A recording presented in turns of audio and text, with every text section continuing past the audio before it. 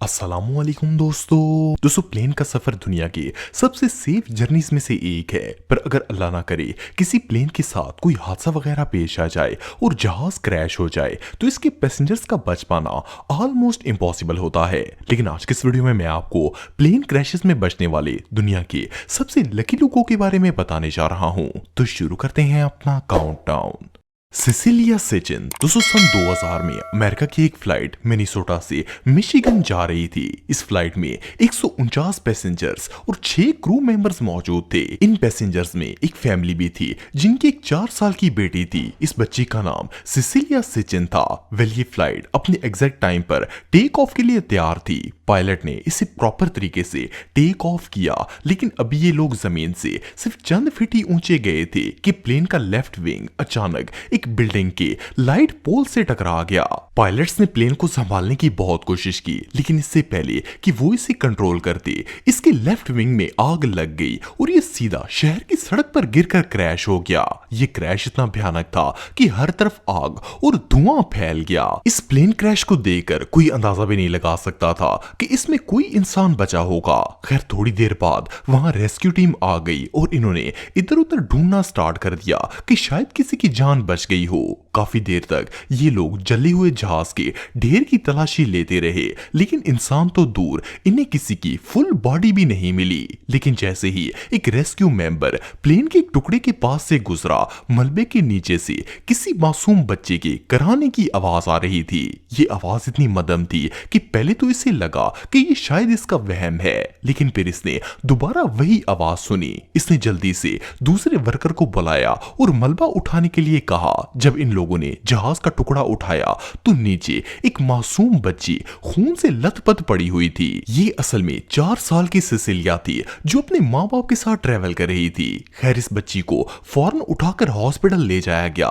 Sicilia की टांगे और बाजू दोनों टूट चुके थे और इसके सर में भी गहरी चोट आई थी। डॉक्टर्स का कहना था कि इस बच्ची के बचने के चांसेस बहुत ही कम है, लेकिन ये लड़की इतनी लकी थी कि ना सिर्फ इतने बड़े प्लेन क्रैश में अकेली जिंदा बच गई, बल्कि 3 महीने तक मुसलसल हॉस्पिटल में रहने के बाद बिल्कुल ठीक भी हो गई थी। अनफॉर्चुनेटली इस प्लेन क्रैश में सिसिलिया के पेरेंट्स की तो डेथ हो गई थी, लेकिन इस मासूम बच्ची का इतने बड़े हादसे से बच पाना वाकई में किसी मिरेकल से कम नहीं था।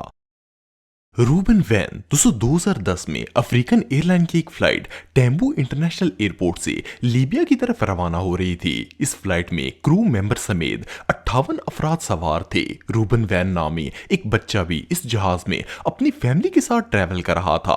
रूबन की उम्र 9 साल थी और ये अपने पेरेंट्स के साथ लीबिया सैर करने के लिए जा रहा था। वेल ये एक बिल्कुल नॉर्मल फ्लाइट थी और पायलट जहाज को सेफली लीबिया तक भी ले आए थे। रनवे पर उतरने से पहले इन्होंने एयर ट्रैफिक कंट्रोल से राब्ता किया और लैंडिंग की परमिशन ली। ट्रैफिक कंट्रोलर ने कैप्टन को रनवे का नंबर बताया और लैंडिंग की परमिशन दे दी। जैसे ही जहाज लैंडिंग के नजदीक पहुंचा, ये अचानक मेल फंक्शन हो गया और लैंड होने की बजाय जमीन पर गिरना स्टार्ट हो गया। पायलट ने इसे कंट्रोल करने की बहुत कोशिश की, लेकिन कोई फायदा नहीं हुआ और प्लेन जमीन पर गिरते ही क्रैश हो गया। ये इतना मैसिव क्रैश था कि न सिर्फ जहाज बल्कि इसमें मौजूद तमाम पैसेंजर्स और अमले समेत पायलट्स की भी धज्जियां उड़ गईं। प्लेन की हालत देखकर कंफर्म हो चुका था कि सब पैसेंजर्स की डेथ हो गई होगी, लेकिन अभी रेस्क्यू टीम मलबे से लोगों की डेड बॉडीज निकाल ही रही थी कि अचानक इनकी नजर रॉबिन के ऊपर पड़ गई। ये मलबे के अंदर दबा हुआ था और इसका पूरा जिस्म जख्मी था, लेकिन अच्छी बात यह थी कि ये अभी जिंदा था। इन्होंने फौरन इसे मलबे से बाहर निकाला और जब ये बाहर आया तो इसकी दोनों टांगे टूट चुकी थीं और पूरे जिस्म पर शदीद चोटें भी आई हुई थीं। सिर्फ इतना ही नहीं, बल्कि ये बच्चा इतना शदीद डर गया था कि खौफ के मारे कांप रहा था और हर तरफ अपने माँ बाप को ढूंढ रहा था, लेकिन अनफॉर्चुनेटली वो अब इस दुनिया में नहीं थे। खैर इसे फौरन हॉस्पिटल पहुंचाया गया और कुछ अरसे बाद ये बिल्कुल ठीक हो गया। ये मासूम बच्चा इस खतरनाक हादसे में बचने वाला अकेला शख्स था। वह इस मासूम की जान तो बच गई थी, लेकिन पेरेंट्स के बगैर जिंदगी गुजारना आसान काम नहीं है। जूलियन कॉप की दोस्तों ये सन 1971 का दौर था। साउथ अमेरिका से एक फ्लाइट पेरू की तरफ जा रही थी। इस फ्लाइट में 86 मुसाफिर जबकि 6 क्रू मेंबर सवार थे। इन मुसाफिरों में जूलियाना नाम की एक लेडी भी मौजूद थी जो अपने किसी दोस्त से मिलने पेरू की तरफ जा रही थी।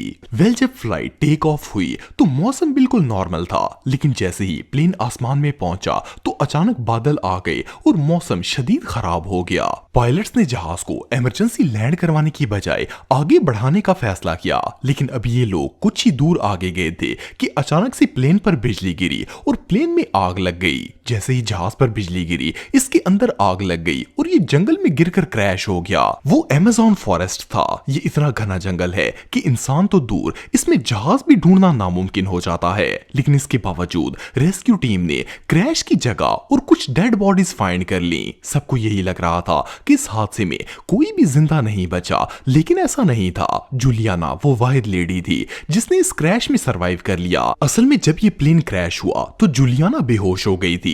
जब क्रैश होने के बाद इसकी आंख खुली तो ये प्लेन की सीट पर मौजूद थी और इसने सीट बेल्ट भी पहना हुआ था।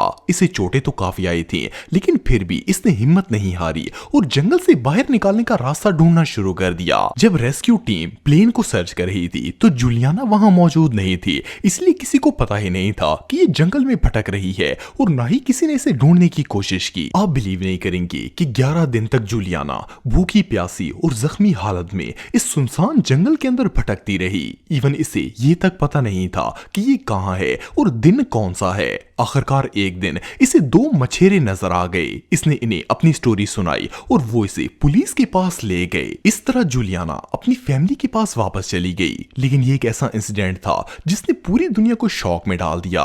इतना मेजर क्रैश होने के बावजूद भी ये सही सलामत बच गई थी। और सिर्फ इतना ही नहीं, बल्कि जूलियाना ने 11 दिनों तक अमेज़न के जंगलों में भी सरवाइव कर लिया था। ये रियली अनबिलीवेबल है।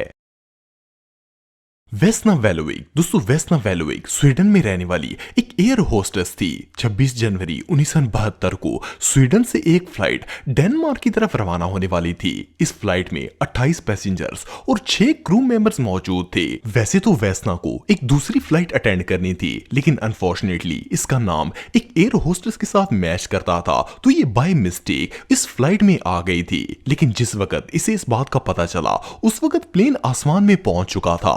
इसने फ्लाइट में सर्व करना शुरू कर दिया।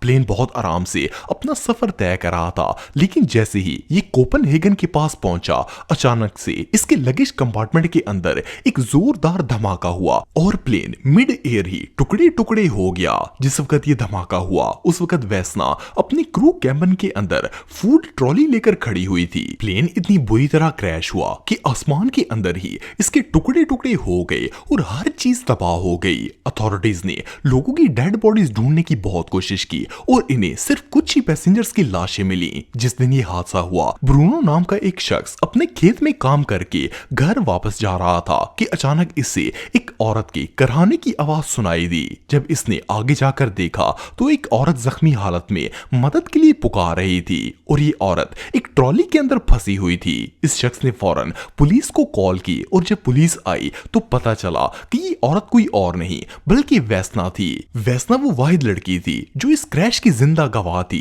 इसका कहना था कि प्लेन के अंदर किसी ने बॉम्ब फिक्स कर दिया था जिसकी वजह से प्लेन मिड एयर में ही क्रैश हो गया था। वेस्ना इस हादसे की अकेली सर्वाइवर तो थी, लेकिन इसके बाद ये इतनी फेमस हुई कि इसे हाईएस्ट फॉल विदाउट पैराशूट का गिनीज वर्ल्ड रिकॉर्ड भी दिया गया। लेकिन बहरहाल जो भी हो, मौत के मुंह से वापस आना आसान बात नहीं होती। ये लेडी वाकई में बहुत लकी थी।